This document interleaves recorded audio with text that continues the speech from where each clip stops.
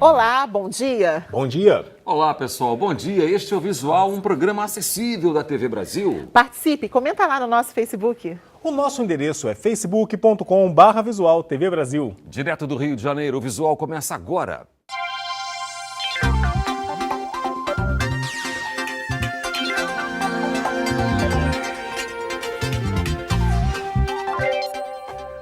Cerca de 370 mil pessoas usam crack regularmente no Brasil. A informação é da Fundação Oswaldo Cruz, que traçou o perfil dos usuários da droga. Os dados podem ajudar na criação de novas ações em programas de combate ao crack, considerado uma das substâncias ilícitas que mais levam à morte, segundo a ONU. Luanda é ex-usuária de drogas pesadas como crack e cocaína. Há 2 anos, ela vivia nas ruas depois de perder o emprego e a família para o vício. Chegava ao ponto de deixar minha filha sozinha em casa, estava ao ponto de roubar as coisas dentro de casa, né? Aí o pai da minha filha mandou escolher ou a droga ou ele. Aí eu escolhi, estava embalada no crack. Aí comecei, dormia na rua, comia comida do lixo. Aí tô amando essa vida agora. Porque o que eu vivi na rua... Sei lá, dou graças a Deus de estar aqui, sabe? Eu passei muita coisa pela rua. Segundo dados da Fundação Oswaldo Cruz, a estimativa é que cerca de 370 mil pessoas sejam usuárias regulares de crack nas capitais e no Distrito Federal, o que corresponde a pouco menos de 1% da população dessas cidades. As regiões com maior proporção de consumo da droga em relação ao total de moradores são o Nordeste e o Sul do país. São adultos jovens, na sua maioria, embora a gente tenha encontrado, na estimativa geral, cerca de 14% de crianças e adolescentes. Quase nunca você vê um usuário de crack que não seja também um usuário pesado, não só de drogas ilícitas, mas o que nos surpreendeu bastante é que o consumo de droga lícita, né, especialmente álcool e tabaco, ele chega a quase 100%. Isso tem reflexos óbvios para a saúde das pessoas e para o manejo do paciente quando ele está em tratamento, né? Em 2011, o governo federal lançou o programa Crack é Possível Vencer, que atua na prevenção, no combate e na reintegração dos usuários. Aqui no Rio de Janeiro, o projeto Proximidades da Prefeitura do Rio atua de forma semelhante nos locais de uso da droga. O diferencial do projeto é estar junto, é se permitir parar, conversar e junto com essas pessoas identificar o que leva essas pessoas a estarem em situação de rua e usando abusivamente as substâncias químicas e junto com eles tentar resgatar esse fio condutor, que é o que eles esperam que pode fazer um diferencial na vida deles para que esse momento se modifique.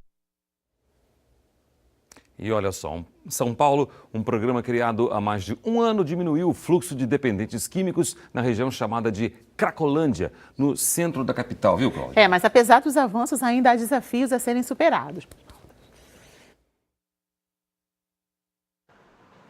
O programa municipal é desenvolvido desde janeiro do ano passado, na área conhecida como Cracolândia, no centro da cidade. Uma reforma feita em parceria com a iniciativa privada dá cara nova ao espaço.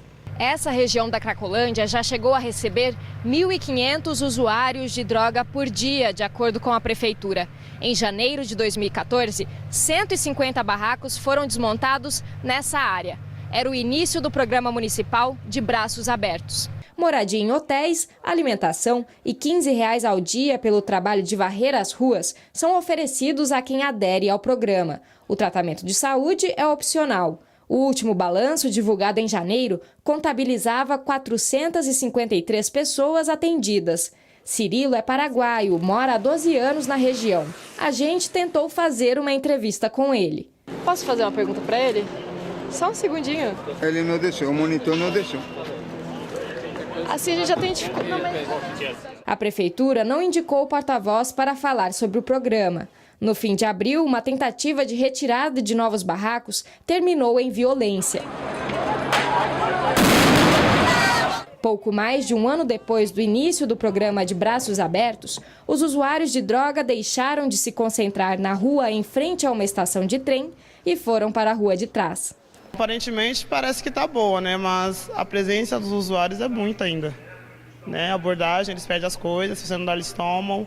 Este psicólogo, que trabalha em uma ONG na região da Cracolândia há mais de 10 anos, diz que houve avanços no tratamento dado pelo poder público aos dependentes, mas para ele, a violência policial ainda é um problema a ser superado nacionalmente. Tem tido uma prisão muito grande de usuários como se fossem traficantes. E isso, quer dizer, enquanto de um lado o Estado cuida com as ações de redução de danos, dos consultórios na rua, dos CAPs, AD, por outro lado, essas pessoas estão sendo constantemente presas pela polícia e pelas guardas municipais.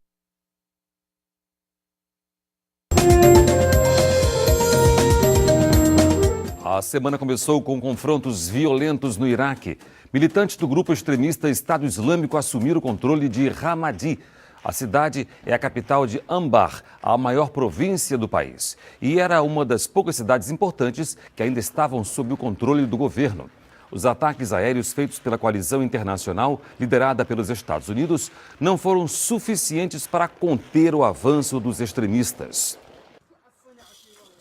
Na Síria, o governo anunciou ter recuperado uma área que abriga uma joia da arqueologia mundial e que era ameaçada pelos extremistas do Estado Islâmico. As ruínas de Palmira datam do século I a.C., época da expansão do Império Romano pelo Oriente Médio. Os pilares e templos são patrimônio da Unesco e estavam na linha de fogo dos militantes. Arqueólogos temiam que os extremistas destruíssem as construções, como já fizeram com esculturas antigas em outras regiões sírias.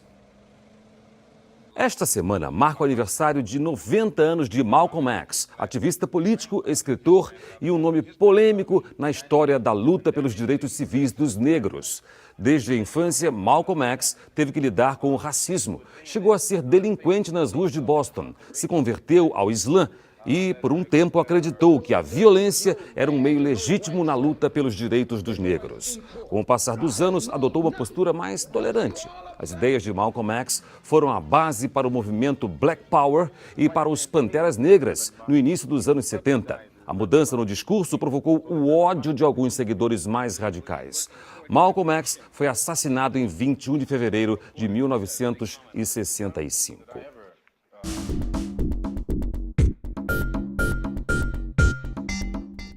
Onda, vendaval, terremoto, eclipse. Então, vamos revisar os sinais? Onda,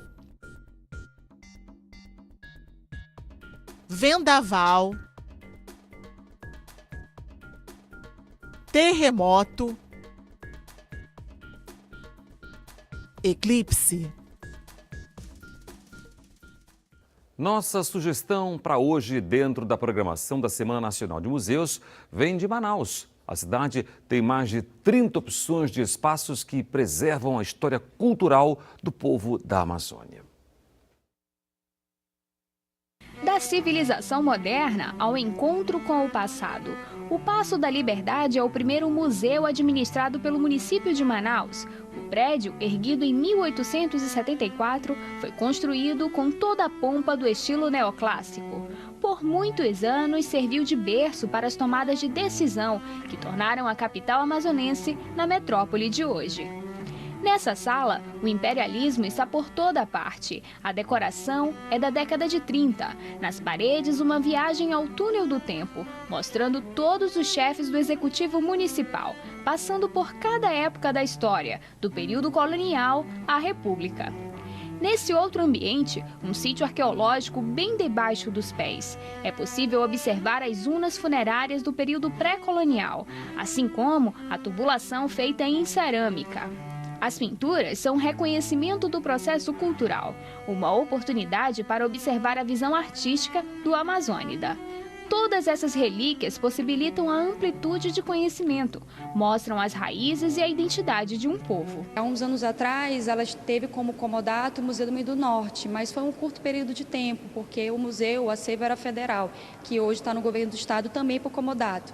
Então, o Paço da Liberdade é o primeiro museu da prefeitura. Eu acho que a gente sempre tem que guardar esses locais. A gente pensa, é coisa antiga, coisa velha, mas não. É um pouco de nós, dos nossos antepassados, e é por isso que a gente tem que guardar. O estado do Amazonas tem cerca de 32 museus públicos e privados, sendo 28 deles na capital, sem contar com as galerias de arte, jardim botânico e zoológico, reconhecidos pela nova museologia. Nós teremos uma programação com oficinas, que será feita pela socióloga Rila, e todas as visitas guiadas. A Manaus Cult, em parceria com as escolas, tanto particulares e escolas públicas, fará visitas guiadas sobre o prédio do Paço da Liberdade, que já está exposto, já está aberto à população, e também sobre a mostra de artes visuais, que fica aqui até o dia 13 de junho.